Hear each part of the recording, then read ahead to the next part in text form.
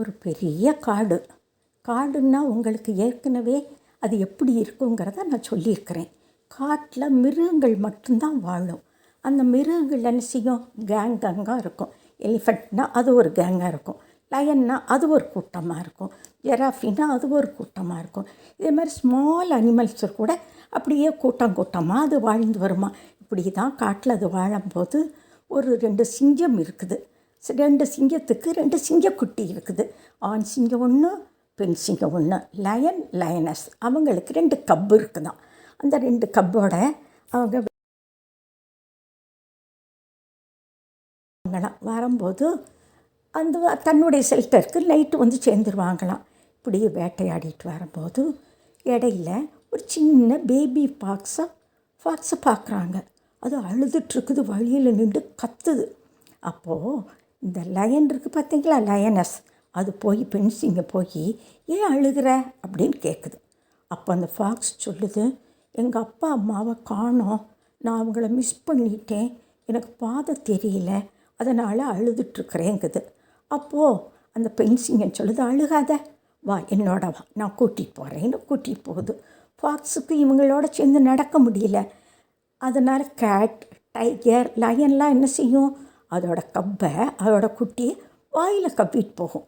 அதே மாதிரி இந்த பெண் சிங்கம் அந்த ஃபாக்ஸ் குட்டியை தன்னுடைய வாயில் கவ்விட்டு அவங்க வீட்டுக்கு வந்துட்டது. ராத்திரி அங்கே வந்து எல்லோரும் இருந்துட்டு எப்போது வழக்கம் போல் இந்த குட்டியை வாயில் கவ்விக்கிட்டு காலையில் எழுந்துச்சி மறுபடியும் வேட்டையாட போகிறாங்க. இப்படியே போயிட்டு வந்துக்கிட்டு இருக்கும்போது கொஞ்சம் வருஷம் ஆயிடுச்சு. கொஞ்சம் வருஷமான உடனே 3 பேருமே பெரியவங்களாயிட்டாங்களாம். 3 பேரும் ஒன்றா விளையாடுவாங்களாம், ஒன்றா சாப்பிடுவாங்களாம், ஒன்றா பேசிகிட்டு இருப்பாங்களாம். இப்படியே இவங்க காலங்கள்லாம் போயிடுச்சு. அப்போ அந்த ஃபாதர் லயன் சொல்கிறாங்க, நீங்கள்லாம் இப்போ பெருசாயிட்டீங்க, உங்களுக்கு தேவையான சாப்பாடை நான் வேட்டையாட சொல்லி கொடுத்துட்டேன், இனிமேல் நீங்கள் தான் போய் தேடி உங்களுக்கு தேவையான அனிமல்ஸை கில் பண்ணி சாப்பிடணும்னு அந்த ஃபாதர் சொல்லிட்டாங்க. சரின்னு சொல்லி 3 பேருமா கிளம்பி போகிறாங்க. கிளம்பி போயிட்டே இருந்தால் கொஞ்சம் தூரத்தில் போனப்புறம் ஒரு குட்டி எலிஃபண்ட் வருது. இந்த 2 சிங்கக்குட்டியும் அதை பார்த்துட்டது. பார்த்த உடனே நமக்கு சாப்பாடு இன்னைக்கு இதுதான், ஃபாக்ஸ் தம்பி வாடா, நம்ம 3 பேரும் சேர்ந்து இந்த யானைக்கு மேலே பாஞ்சி அதை கொல்லணும்னு சொல்லி கூப்பிடுது. அப்போது இந்த ஃபாக்ஸ் வந்து கன்னிங் அனிமல் தானே, ஆனால் லயன் என்ன, கிங் ஆஃப் த ஃபாரஸ்ட், ரொம்ப பிரேவ் அனிமல். இது அதை கேட்ட உடனே இது பயப்படுது, நான் மாட்டேங்குது. இதுதான் இன்றைக்கி சாப்பாடு, வந்தால் தான் உனக்கு சாப்பாடுன்னு சொல்லி இந்த 2 என்ன செய்யுது, இந்த எலிஃபெண்ட்டுக்கு மேலே பாஞ்சி அந்த எலிமெண்ட்டை கொன்றுது. ஆனால் அந்த ஃபாக்ஸ் என்ன செய்யுது, ஓடி போய் பயந்து போய் ஒரு மரத்துக்கு கீழே போய் ஒதுங்கிட்டது. அப்போது 3 பேருக்கும் சண்டை வருது. சாப்பிட்டு முடிச்சிட்டாங்க, 3 பேருக்கும் சண்டை வருது. நீ பாரு, எதுக்குமே லாய்க்கு இல்லை, சும்மா சாப்பிட்றைய ஒழிய உனக்கு எதுக்கும் லாய்க்கு இல்லைன்னு இந்த லயன் 2 பேரும் அந்த தம்பி ஃபாக்ஸோட சண்டை போடுறாங்க. வீட்டுக்கு போயிட்டாங்க 3 பேரும். போன உடனே ஃபாக்ஸ் சொல்லுது, அண்ணன் 2 பேரும் என்னோட சண்டை போட்டாங்க அப்படிங்குது. அப்போ அந்த மதர் கேட்குது, ஏன் சின்னவனோட சண்டை போட்டிங்க அப்படின்னு சொல்லி கேட்குது. அப்போ அங்கே நடந்த விஷயத்தையெல்லாம் அவங்க அம்மாட்ட 3 அந்த 2 லயனும் குட்டி இருக்குல்ல, அது 2 பேரும் சொன்ன உடனே அந்த மதர் லயனஸ் திங்க் பண்ணுது, ஆஹா, நம்ம பிரேவாக இருந்தால் தான் நம்ம பிள்ளைகளுக்கு சாப்பாடு கிடைக்கும், இது மாதிரி கவேடாக இருந்தால் நம்ம பிள்ளைகளுக்கு சாப்பாடு கிடைக்காது.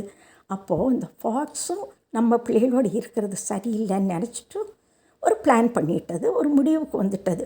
ஹஸ்பண்ட் அண்ட் ஒய்ஃப் 2 பேருமா பேசி முடிச்சுட்டு இந்த ஃபாக்ஸை கொண்டு போய் அவங்க கேங்கில் கொண்டு போய் விட்டுறதுன்னு முடிவு பண்ணியாச்சு. அப்போ மதர் வந்து இந்த ஃபாக்ஸை கூட்டிகிட்டு போய் அந்த ஃபாக்ஸ் கேங்கில் கொண்டு விட்டுட்டு வந்துட்டது. இது அந்த கேங்கோட சேர்ந்து இருக்குதான்.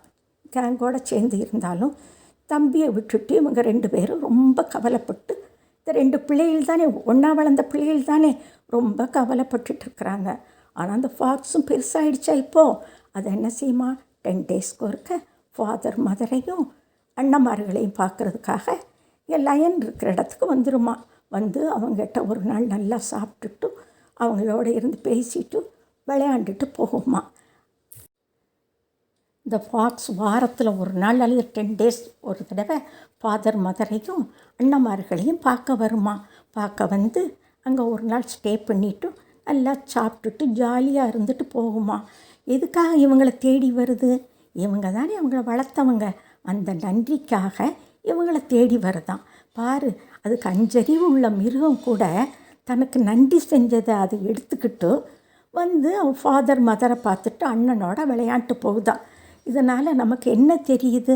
நமக்கு யாராவது சின்ன உதவியோ பெரிய உதவியோ, நமக்கு எவ்வளோ பெரிய உதவி செஞ்சாலும் சின்னதாக இருக்கிறத பற்றியும் கவலை இல்லை. எவ்வளோ பெரிய உதவினாலும் நமக்கு நன்றி செஞ்சவங்கள பார்த்து நம்ம சந்தோஷமாக அவங்கள பார்த்து பேசி சிரித்து பேசினாலே போதும், நம்ம அவங்களுக்கு பதில் சொன்ன மாதிரி ஆகிடுது. நன்றியை மறக்கக்கூடாதான். நன்றி சொன்னவங்கள நம்ம எப்போவுமே மறக்காமல் நினச்சிட்ருக்கணுமா. அவங்கள பார்த்து ஒரு சிரிப்பு சிரித்தாலே போதும், அவங்க நம்ம மேலே அன்பை காட்டிடுவாங்களாம். திருவள்ளுவர் எந்நன்றி கொன்றார்க்கும் உய்வுண்டா உய்வில்லை செய் நன்றி கொன்ற மகர்க்குன்னு திருவள்ளுவர் சொல்கிறாங்க. இதிலேருந்து என்ன செய்யுது? எந்த நன்றியையும் மறந்துடலாம்.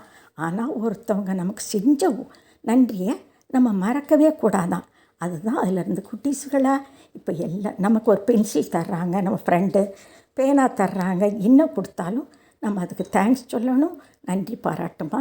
சரி, நாளைக்கு ஒரு அழகான கதையோடு சந்திப்போம்.